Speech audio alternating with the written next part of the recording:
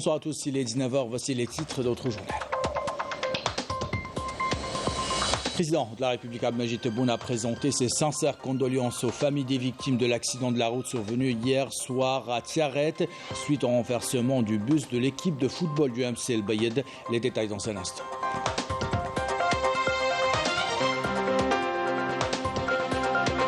La famille sportive algérienne est en deuil, 2 morts et 25 blessés, c'est le bilan de ce terrible accident. Nous revenons dans ce journal sur les circonstances de l'accident et la prise en charge des victimes. Une justice forte et indépendante et une souveraineté alimentaire à la hauteur des ambitions du pays. Nous revenons dans ce journal sur 2 engagements phares du président de la République.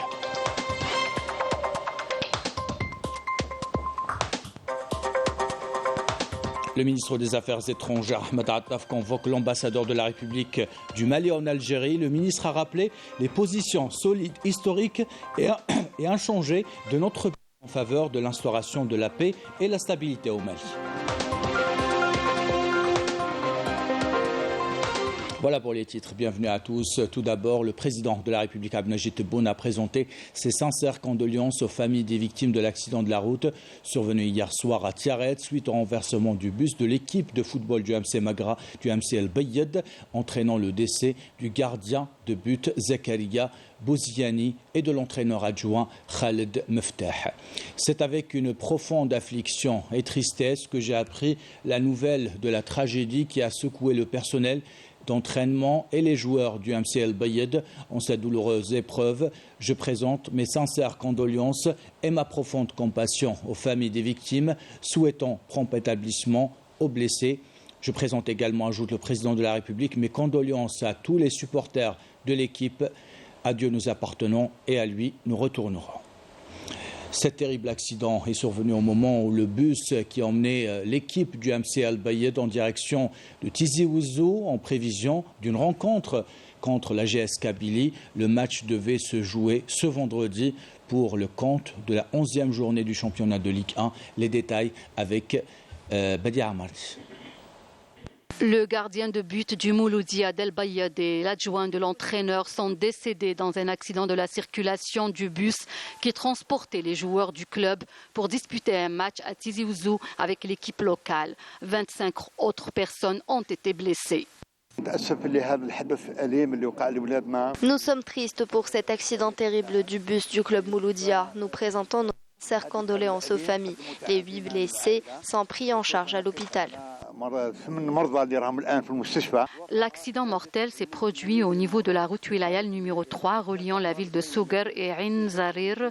La gendarmerie nationale a ouvert une enquête. L'hôpital Tahar Mimouni de Sougar a accueilli les blessés qui sont pris en charge par l'équipe médicale.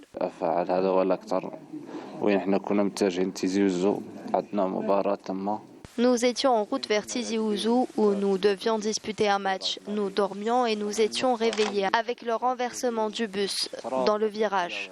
Je me suis retrouvée par terre avec les autres joueurs. Je suis choquée encore. Je n'arrive pas à croire ce qui s'est passé. C'est la volonté de Dieu. Paix à l'âme de nos morts.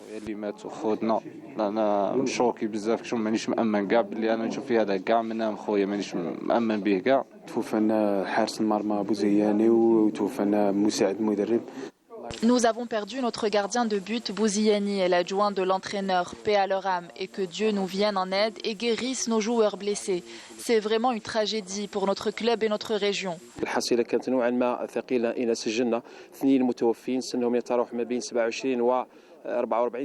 Le bilan est lourd. Les 2 victimes sont âgées de 27 et 44 ans. En plus de 19 blessés avec différentes blessures et 6 personnes dans un état de choc. Les équipes médicales sont mobilisées, de même que les éléments de la protection civile qui a transporté les morts et les blessés à l'hôpital. Les soins nécessaires ont été prodigués sur place au niveau de l'hôpital. Il n'y a eu aucun transfert. La vigilance reste de mise et les automobilistes se doivent d'être prudents sur la route, surtout en cette période de l'hiver, pour éviter d'endeuiller des familles entières. Et suite à cet accident tragique, la Fédération algérienne de football a décidé de suspendre toutes les activités footballistiques prévues ce week-end à travers tout le territoire national et au niveau de toutes les divisions de catégorie de toutes catégories confondues et jusqu'à nouvel ordre. Sur place, le procureur de la République près le tribunal de Sougar à Tiaret s'est rendu sur les lieux de l'accident et a ordonné l'ouverture d'une enquête. Et cette triste nouvelle également, 4 morts et 10 blessés dans un accident de la circulation survenu sur la route nationale numéro 3 au niveau de la commune de Sidi Slimane dans la wilaya de Tougourt. Et cela suite à la collision entre un bus de transport de voyageurs et un véhicule utilitaire.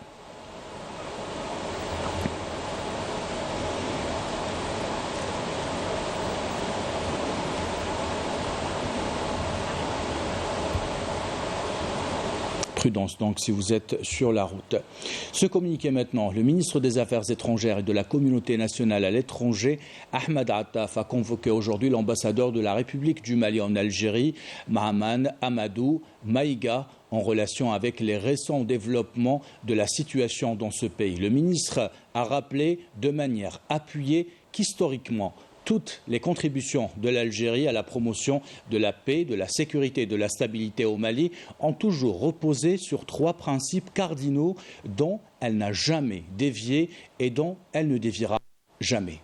Au tout premier lieu, l'attachement intransgressible de l'Algérie à l'intégrité territoriale, à la souveraineté, à l'unité nationale du Mali. En second lieu, la profonde conviction que la voie pacifique à l'exécution de toute autre est la seule apte à garantir au Mali la paix et la stabilité de manière irréversible et durable. En troisième lieu, et en conséquence des 2 premiers principes, c'est par la réconciliation nationale et non par les déchirements fratricides récurrents que le Mali s'engagera dans une œuvre commune portée par tous ses enfants sans discrimination et sans exclusion, lui assurant ultimement sa souveraineté, son unité nationale et son intégrité territoriale. En complément à ce rappel, il a été fait état du communiqué du ministère des Affaires étrangères en date du 13 décembre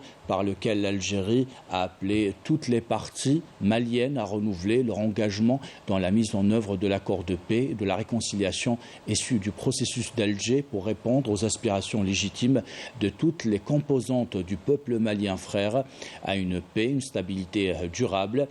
Il a en outre été souligné à l'attention de l'ambassadeur du Mali que les récentes rencontres avec les chefs des mouvements signataires de l'accord de paix et de réconciliation au Mali issu du processus d'Alger. Dans ce contexte, Ahmed Attaf a formé le vœu que le gouvernement malien, en droite ligne, et l'expression de son attachement la mise en œuvre de cet accord s'associe aux efforts actuels entrepris par l'Algérie à l'effet de lui donner un nouvel élan. Le ministre a enfin souligné que les relations multiformes et multiséculaires qui lient l'Algérie au Mali frère lui font obligation de tout entreprendre pour l'aide et emprunter la voie de la paix, la réconciliation, qui sont les garants véritables de sa sécurité, de son développement et de sa prospérité. C'est dans cet esprit que l'Algérie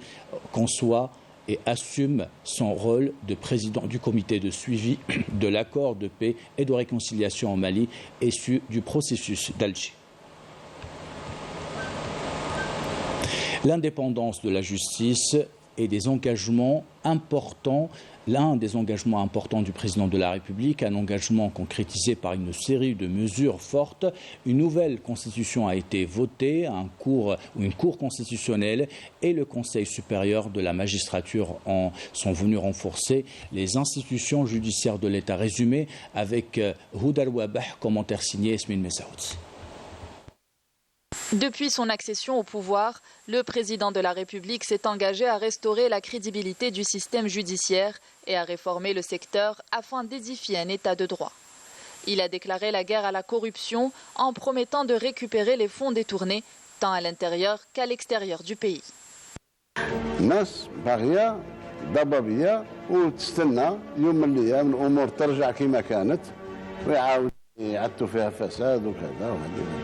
هم غالطين. حسبت هذه ما تاكلش بالإرادة ولا بالقوة. Le président de la République a veillé à garantir à travers la Constitution de 2020 l'indépendance du pouvoir judiciaire en instituant le Conseil supérieur de la magistrature. La constitution algérienne assure la protection du juge en le préservant de toute pression potentielle grâce à une protection maximale. En parallèle, elle protège le plaignant, lui assurant toutes les garanties légales.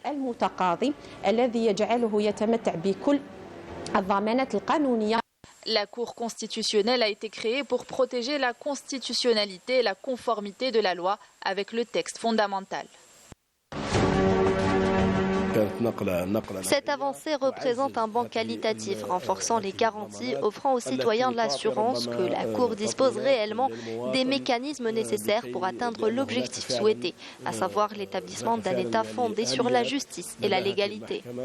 لكي يتحقق الهدف والغاية المنشودة وهي دولة الحق والقانون.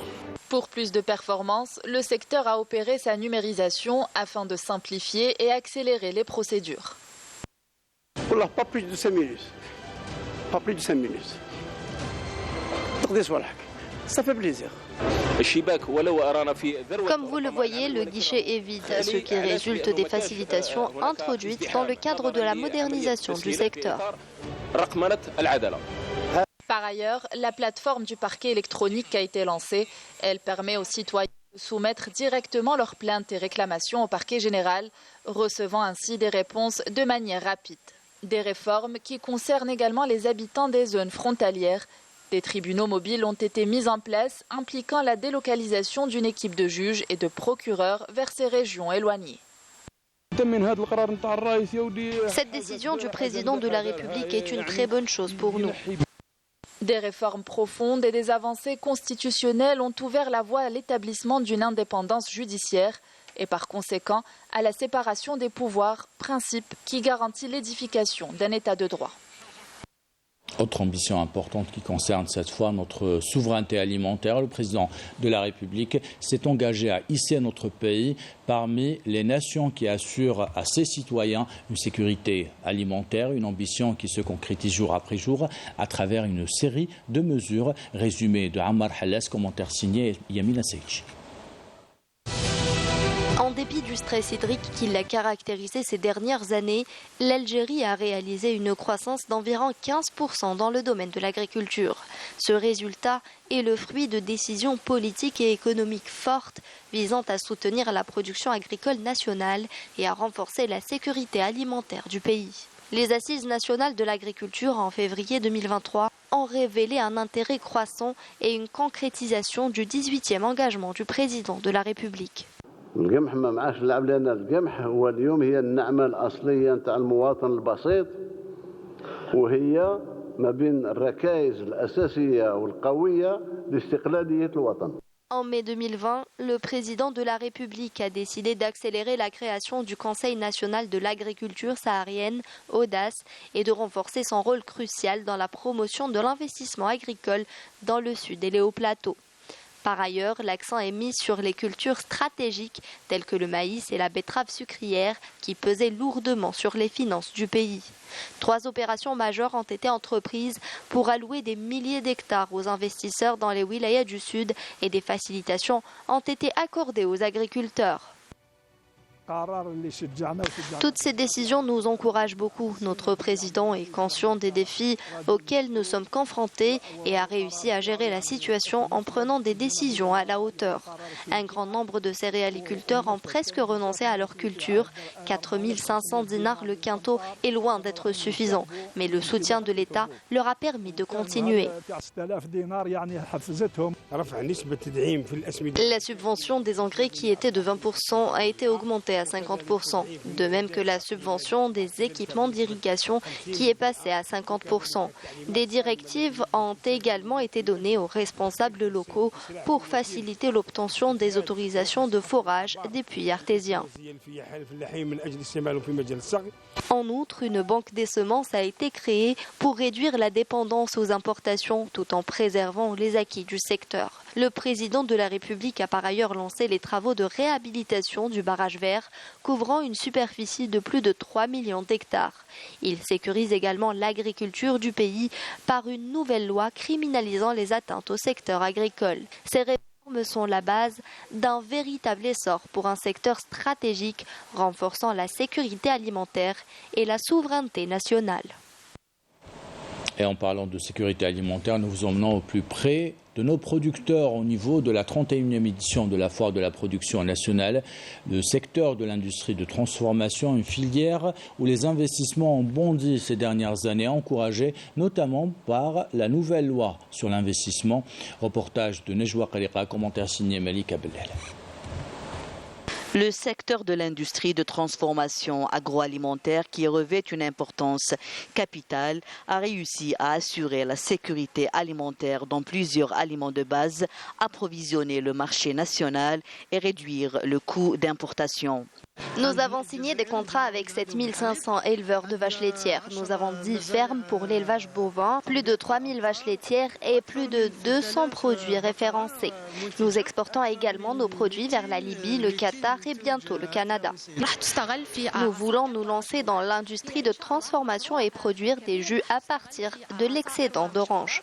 L'accompagnement dont a bénéficié le secteur de l'industrie de transformation a encouragé les investisseurs à lancer des projets qui peuvent apporter de la valeur ajoutée à l'économie du pays. Après réflexion et quelques recherches, j'ai constaté que le rendement dans l'industrie de transformation est meilleur. Aujourd'hui, je profite de mon expérience acquise dans l'agriculture pour fabriquer des remèdes à base de plantes.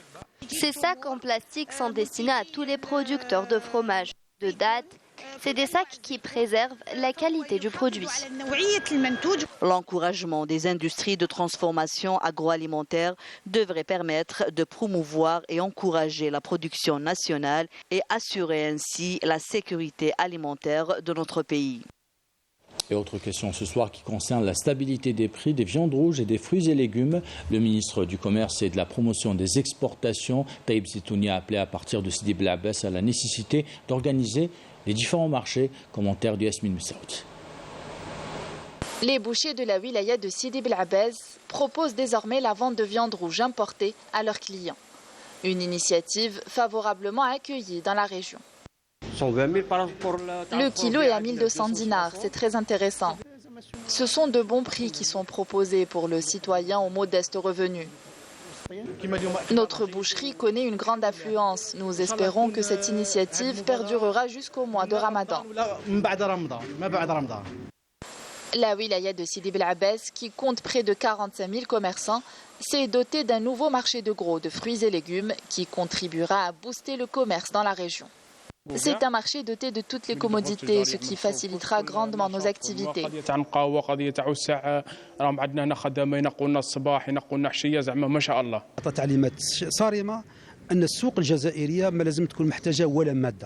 Le président de la République a donné des instructions strictes visant à assurer l'autosuffisance du marché algérien, avec toutes les ressources nécessaires, notamment pour divers produits alimentaires tels que la viande rouge, le lait, les légumes et les fruits. Nous régulons la production de marchandises en vue de les importer en quantité suffisante. Comme vous l'avez constaté, que ce soit pour la viande rouge, les bananes ou d'autres produits importés, tout est désormais importé conformément aux normes établies. Ces initiatives de l'État visent à réguler le marché et préserver le pouvoir d'achat du citoyen. Il est prévu que 20 000 tonnes de viande rouge importée arrivent ce mois-ci, portant le total à 80 000 tonnes avant le mois du Ramadan. Et cette information maintenant, Air Algérie a lancé aujourd'hui un vol inaugural à destination de Beyrouth. L'avion d'Air Algérie a atterri cet après-midi à l'aéroport international de Rafiq Al-Hariri. Cet après-midi donc avec à son bord la délégation algérienne composée du directeur général d'Air Algérie, de l'ambassadeur du Liban à Alger, de l'ambassadeur d'Algérie à Damas, d'un représentant du ministère des Transports ainsi que des journalistes. La délégation algérienne a été accueillie au salon d'honneur de l'aéroport de Beyrouth par le ministre libanais des Affaires générales et du Transport et de l'ambassadeur d'Algérie à Beyrouth. Dans l'actualité internationale et dans la bande de Gaza, ce sont 20 000 martyrs qui ont rendu l'âme depuis le début de ce génocide. 52 600 ont été blessés. Une grande partie de ces morts et de ces blessés sont des enfants. L'UNICEF alerte sur une situation ou sur une crise humanitaire dangereuse qui pourrait causer la mort de centaines d'enfants. Les détails avec Yamina Seichi. Les forces d'occupation sionistes continuent de mener des attaques aveugles contre l'enclave palestinienne, bombardant habitations, hôpitaux, écoles et toute infrastructure civile abritant des déplacés. Hier soir, au moins 55 Palestiniens sont tombés en martyrs et plusieurs autres ont été blessés lors de raids de l'armée de l'occupation sioniste sur des maisons et des zones abritant des personnes déplacées à proximité de l'hôpital européen de Khan Younes dans le sud de la bande de Gaza. L'artillerie de l'occupation a également bombardé les zones orientales de Khan Younes ainsi que plusieurs zones au centre de la bande de Gaza. Dans le nord, les avions d'occupation ont tiré des bombes au phosphore interdites au niveau international sur la zone du marché de Jabalia et ses environs. La directrice du Fonds des Nations Unies pour l'enfance a prévenu que les enfants de la bande de Gaza ont à peine une goutte d'eau potable à boire, précisant que les enfants et leurs familles n'avaient pas d'autre choix que d'utiliser de l'eau provenant de sources dangereuses, fortement salées ou polluées. Sans eau salubre, beaucoup plus d'enfants mourront de privation et de maladies dans les jours à venir.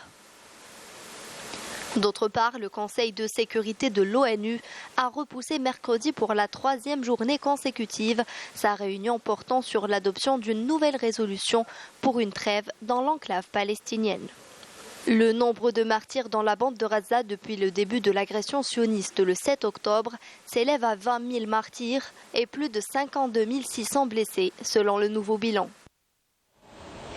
Nous terminons ce journal avec l'artisanat dans la wilaya de Béjaïa et l'engagement d'un certain nombre d'artistes pour défendre le patrimoine culturel, matériel de la ville. Parmi ces artistes, un certain Sofiane qui fait montre de beaucoup d'inventivité pour transmettre cet art aux générations futures. On fait le point dans ce reportage avec Bati Amarti. Pinceau à la main, Sofiane fait montre d'agilité et de précision en peignant cette pièce façonnée en bas-relief. Cet artiste exprime son talent en fabriquant différentes figures d'animaux destinées cette fois-ci à embellir le parc national de Taza à Djidjel. C'est dans son atelier au niveau de la maison de l'artisanat de Béjaïa que nous l'avons rencontré. Peintre autodidacte et un sculpteur. Donc, un sculpteur basé beaucoup plus sur le bas-relief et le haut relief. Et artiste peintre, les tableaux de peinture. J'ai fait le modèle avec l'argile, donc en argile. Et puis, on a fait le tirage en béton. Voilà. Depuis son jeune âge, cet artiste confirmé a fait de cet art son métier. Il réalise des commandes pour le compte de particuliers, mais reçoit également des commandes au profit d'établissements publics ou autres parcs nationaux. Dès mon enfance, voilà, peut-être à l'âge de 11 ans, 12 ans à peu près, que j'ai fait mes efforts pour que j'améliore le travail. Et on a pu travailler avec le parc national de Taza actuellement et le parc national de Gouraya ici à Béjaïa. Donc, nous avons, Inch'Allah, beaucoup de projets, beaucoup de choses. Achour est un autre artiste peintre et sculpteur qui excelle dans la transformation des calebasses pour en faire des pièces artisanales uniques. Cet artiste transforme aussi des chutes de bois pour en faire différents objets artisanaux. Des objets d'art à base de la calebasse أقرعون قبيليت نخدم تيخساين وسندو نخدم دي جيتار نخدم دي خامان نخدم دي باطو نخدم دي زوبجي دار اين لان في البوا لا ريكوبيراسيون اما البحر صدر البوا فلوتي. Le bas-relief, le bois, le cuivre, la poterie ou encore le tissage, pour ne citer que ces métiers, font la richesse culturelle de cette région de Béjaïa. Des métiers jalousement préservés par les artisans et artisanes de Béjaïa. La chambre de Béjaïa a plus de 16 000 artisans. La chambre d'artisanat et des métiers dans des différents domaines.